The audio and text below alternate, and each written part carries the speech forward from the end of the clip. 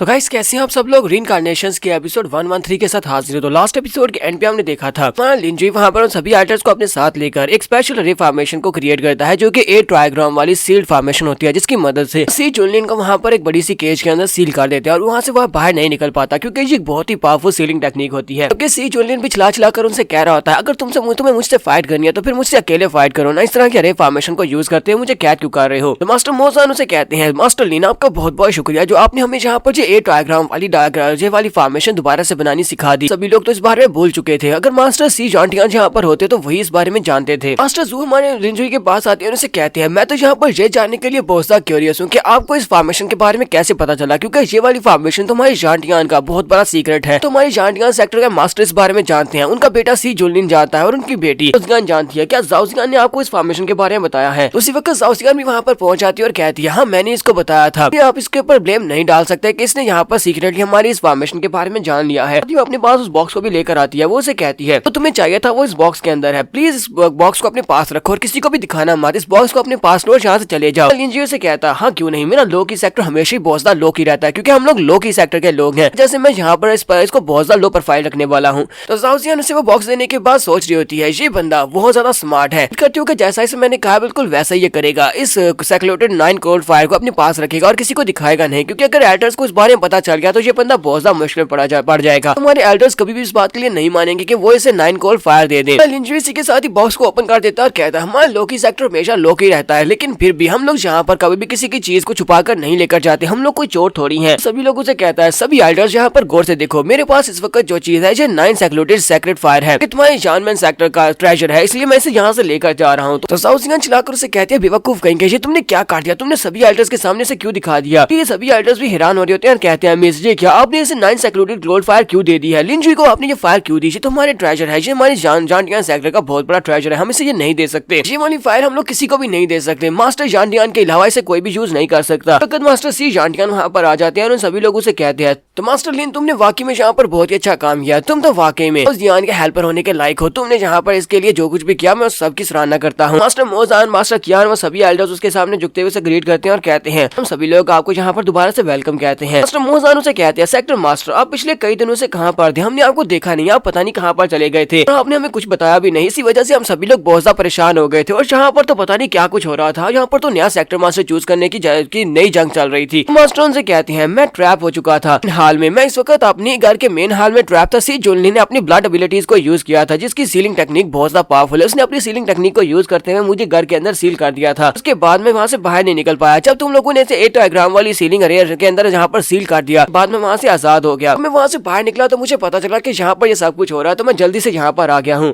जाओजियान भागती हुई अपने डैड के पास जाती है और उसके साथ रिपर का रोना शुरू कर देती है और कहती है डैड मैं आपके लिए बहुत ज्यादा परेशान हो गई थी, मैंने आपको नहीं देखा इसी वजह से मैं बहुत ज्यादा परेशान थी। तो फादर उससे कहते हैं परेशान होने की जरूरत नहीं है, अब मैं बाहर आ चुका हूँ। तो इसके साथ ही मास्टर जॉन्टियान मास्टर लिन से कहते हैं मास्टर लिंजुई क्या मैं वो आर्टिफैक्ट को दे सकता हूँ जिस होली आर्टिफैक्ट को आपने 1 घंटे में बनाया था, मैंने सुना है कि आपने 1 घंटे में एक होली आर्टिफैक्ट बना लिया था। तो लिंजुई अपने पास से उस ब्लैक टुकड़े को बाहर निकालता है, उसकी तरफ फेंकते हुए कहता है चलो तुम इसको देखो। तो जैसे मास्टर उसको अपने हाथ में पकड़ते हैं उसे देखकर कहते हैं ऐसा कैसे हो सकता है, तो पिनफिनिएट ब्लैक गोल्ड है, किसी भी बैटल बॉडी को टेम्पर करने के लिए ये सबसे बेस्ट मटेरियल है। मैंने तो ऐसा बिल्कुल भी नहीं सोचा था कि इस तरह के ब्लैक गोल्ड को कोई सिर्फ और सिर्फ 1 घंटे में बना सकता है, ये वाकई में एक होली आर्टिफैक्ट है, ये किसी की बैटल बॉडी को टेम्पर कर सकता है, उसको बहुत ज्यादा पावरफुल बना सकता है। लिंजुई से कहता है ये तो बस एक छोटा सा मसला है, तुम इसको अपने पास रखो, जो करना है इसके साथ करो, मैं फिलहाल के लिए सी जुनलिन से बात करने के लिए जा रहा हूँ क्योंकि मुझे उससे बात करनी है, उससे किसी चीज के बारे में पूछना है, मैं अकेले उससे बात करूंगा, सभी लोग यहीं पर इंतजार करना, कोई वहाँ पर नहीं आएगा। तो हमारा लिंजुई वहाँ पर चला जाता है उस केज के पास और जाकर उसके पास खड़ा होता है, जबकि वो चिल्लाकर उसे कह रहा होता है कमीने कहीं अब तुम्हें मुझसे क्या चाहिए। लिंजुई वहीं पर खड़े खड़े अपने हाथ को साइड के ऊपर घुमाता है और उसके सामने जो केज के ऊपर डंडे होते हैं वो सारे के सारे टूट जाते हैं, उसके सामने रास्ता ओपन हो जाता है। बाकी के सभी लोग कहते हैं ऐसा कैसे हो सकता है जाओजियान, क्या तुमने मास्टर लिन को केज को तोड़ने के बारे में बताया था, चलो ये तो ठीक है तुमने इसको फॉर्मेशन को एक्टिवेट करने के बारे में बताया होगा, लेकिन क्या तुमने इसको फॉर्मेशन के तोड़ने के बारे में बताया था। जाओजियान आगे से उन्हें कुछ भी बता नहीं पाती और साथ ही वो सोच रही होती है लिंजुई कमीना कहीं का, उसे हमारे बहुत सारे सीक्रेट्स के बारे में पता है, मैंने उसे कुछ भी नहीं बताया, उसे सब कुछ खुद से ही पता है। तो मास्टर जॉन्टियान भी सोच रहे होते हैं लगता है कि ये सारे के सारे मिस्टीरियस मिस्टीरियस मेथड जो कि हमारी फैमिली के सीक्रेट्स है, ये जाओ जियान ने इस लड़के को बताया। इसका मतलब यह है कि जाओ जियान ने अपने लिए अपना बंदा चूज कर लिया है, इसका दिल उसके ऊपर आ चुका है। लेकिन फिर भी इस बात से ज्यादा फर्क नहीं पड़ता क्योंकि वो बंदा वाकई में हमारा दामाद होने के लायक है। तुम्हारा लिंजुई जब उस केज के अंदर जाता है तो सी जाओ जियान से कहता है कमीने कहीं कि ये सब कुछ तुम्हारी वजह से हुआ है। लिंजुई से कहता है तुमने गलत कहा, ये सब कुछ मेरी वजह से नहीं हुआ बल्कि तुम्हारी वजह से हुआ है। तुम जाओ जियान से प्यार करने लग गए थे, जब तुमने जाओ जियान से प्यार किया उसी वक्त तुम हार गए थे, तुमने अपने आप को धोखा दिया है। चुनलिन से कहता है नहीं मैंने अपने आप को धोखा नहीं दिया, ऐसा कुछ भी नहीं है। लिंजुई से कहता है चलो मैं तुम्हें बताता हूँ कि हुआ क्या। लिंजुई से कहता है जब तुम्हें असल में पता चला कि तुम जाओ जियान के मास्टर जान जियान के असली बेटे नहीं हो तो उसके बाद तुम्हारी फीलिंग जाओ जियान के लिए और भी ज्यादा बढ़ती गई। तुम्हें लगा कि तुम उसके साथ शादी कर सकते हो, उसके साथ बच्चे पैदा कर सकते हो, इसी वजह से तुम्हें वो चाहिए थी। तुम उसके आदमी बनना चाहते थे ना कि उसके भाई बनना चाहते थे। सी जुनलिन से कहता है ऐसा कुछ भी नहीं है, तुम यहाँ पर जो भी बकवास करना चाहते हो वो कर सकते हो, लेकिन तुम मेरे दिल के अंदर तो बिल्कुल भी नहीं देख सकते कि मैं इस वक्त क्या सोच रहा हूँ। लिंजुई से कहता है मैं इस वक्त इस मूड में नहीं हूँ कि मैं तुम्हारे दिल के अंदर झांका देखूं, मुझे बस तुमसे ये जानना है कि क्या तुम्हें यहाँ पर सच बोल रहा हूँ या नहीं। अगर मैं यहाँ पर सच कहूँ तो मास्टर सी जान जियान वो तो यहाँ पर तुम्हें सेक्टर मास्टर बनाना चाहते थे, वो अपनी जगह के ऊपर तुम्हें सेक्टर मास्टर बनाते क्योंकि वो तुम्हें पूरे का पूरा जानमैन देना चाहते थे। उन्हें तुम्हें अपना बेटा माना था, जैसे वो तुम्हारी बहुत ज्यादा रिस्पेक्ट भी करते थे और साथ ही तुम्हें बहुत ज्यादा प्यार भी करते थे। लेकिन जब उन्हें पता चला कि तुम उन्हीं की बेटी जाओ जियान के ऊपर नजर आकर बैठे हुए तो उसी वक्त उन्होंने तुम्हें अपोज किया, उन्होंने तुम्हें समझाने की कोशिश की लेकिन तुम बहुत ज्यादा गुस्सा हो गए। सी जुनलिन उसकी बात सुनने के बाद से कहता है अच्छा मुझे भी एक बात बताओ, क्या तुम वाकई में हिमालय एम्परर ज़ू टियानडी तो नहीं हो। लिंजुई से कहता है तो इसका मतलब यह है कि तुम हिमालय एम्परर ज़ू टियानडी को जानते हो। मुझे ये बताओ कि ज़ू टियानडी ने तुमसे क्या मांगा है इसके बदले में, जो तुमने उससे इतनी ज्यादा पावर उधार में ली है, उसने ये सारी पावर्स तुम्हें दी, ये डेविल पावर उसी की है, लेकिन बदले में तुमसे उसने क्या मांगा था। उसके बाद मैं तुम्हें बताऊंगा कि तुम गलत कहाँ पर थे, तुमने कौन सी गलती की है। जुनलिन उसे कहता है मुझसे पूरे 3 मिलियन काप्सिस मांगी थी, यानी कि पूरे 3 मिलियन लाशें मांगी थी, मैंने उसे 3 मिलियन लाशें दे दी। तो ठीक है मुझे बताओ कि मैंने कहाँ पर गलती की थी। तो लिंजुई इसकी बात सुनने के बाद सोच रहा होता है, लगता है कि हिमालय एम्परर लिंजू दोबारा से अपनी पावर्स को बढ़ाने की कोशिश कर रहा है। वो 3 मिलियन लाशों को ऐसे अब्सॉर्ब करेगा जिससे उसकी एनर्जी और ज्यादा बढ़ जाएगी और वो अपनी किंगडम में और आगे बढ़ जाएगा। जब भी जल्दी से जल्दी अपनी कल्टीवेशन को तेजी से बढ़ाना होगा। लिंजुई से कहता है तो मैं यहाँ पर तुम्हारी मिस्टेक के बारे में बताता हूँ। तुम्हारी मिस्टेक ये थी, इस बारे में भूल गए थे कि प्यार दो लोगों के दरमियान में होता है, प्यार हमेशा दो लोगों में होता है। अगर तुम यहाँ पर एक तरफा प्यार करते हो तुम्हें वो कभी भी नहीं मिलता। तुमने इस बारे में सोचा कि जाओ जियान तुम्हें बिल्कुल भी प्यार नहीं करती और तुम उसके पीछे पड़े हुए थे। अगर तुम उसको हासिल भी कर लेते तभी भी जाओ जियान तुम्हें कभी प्यार नहीं करती, वजह से तुम यहाँ पर हार गए हो। तुमने कभी इस बारे में सोचा ही नहीं। तुम्हें क्या लगा था, तुम उसको अपनी बीवी बनाना चाहते थे, लेकिन असल में जाओ जियान को तुम्हारे जैसा एक छोटा भाई चाहिए था। तो वो तुमसे बहुत ज्यादा प्यार करती है, एक भाई की तरह, और उसे एक नॉर्मल ब्रदर चाहिए था। उसी जुनलिन भी वहाँ पर होना शुरू कर देता और कहता तुम्हारे कहने का मतलब यह है कि जाओ जियान को एक भाई चाहिए था और मैंने यहाँ पर उसके लिए गलत सोचा, बहुत ही बुरा सोचा मैंने। उसके बाद लिंजुई वहाँ से बाहर निकल आता है। बाहर आने के बाद मास्टर जान जियान उसे कहते हैं ये बताओ कि मेरा बेटा अब कैसा है, उसने यहाँ पर तुमसे क्या कहा, वो क्या बात कर रहा था। लिंजुई से कहता है सेक्टर मास्टर अगर आपको उससे सवालों के जवाब चाहिए तो आप वहाँ पर जा सकते हैं, आप वहाँ पर केज के अंदर जाएं और जाकर उससे खुद पूछ लें, वो आपको जवाब देगा। साथ ही लिंजुई सोच रहा होता है, लगता है कि सी जान जियान अपने बेटे को अपने हाथ से जाने नहीं देगा और ना ही उसका बेटा इसको मारना चाहता था। इसी वजह से उसने अपने ब्लड सीलिंग टेक्निक को यूज करते हुए इसे ट्रैप किया था, लेकिन इसे जान से नहीं मारा था, वरना वो कभी भी अपने फादर को जिंदा नहीं छोड़ता, वो इसे मार चुका होता। लगता है कि इन दोनों को वहाँ पर जाकर आपस में बात करनी चाहिए। ये दोनों बाप बेटा वहाँ पर आपस में बात करके इस मसले को सुलझा सकते हैं। तो जान जियान उसे कहते हैं ये बच्चा जुनलिन, मुझे इससे खुद ही जाकर बात करना होगी कि मैंने इसे पाल पोस कर इतना बड़ा किया है, तो मुझे लगता है वो मेरी बात सुनेगा। कि बाकी के सभी एल्डर चिल्लाकर उसे कहते हैं सेक्टर मास्टर वहाँ पर मत जाए, वो बहुत ज्यादा खतरनाक है, वो आपको मार भी सकता है, वहाँ पर मत जाए। सेक्टर मास्टर उनसे कहते हैं मैंने पहले से अपना माइंड बना लिया, अब मैं वहाँ पर जाने वाला हूँ, तुम सभी लोग खामोश रहो। और सेक्टर मास्टर जान जियान सीधे अपने बेटे के पास उस केज के पास चले जाते हैं। तो यहाँ पर हम लोग अपनी एपिसोड 113 का एंड करेंगे। एपिसोड का एक्सप्लेनेशन अच्छी लगी हो तो कमेंट करके जरूर बताइएगा। चैनल को सब्सक्राइब कर दे, वीडियो को लाइक और शेयर कर दें। शुक्रिया।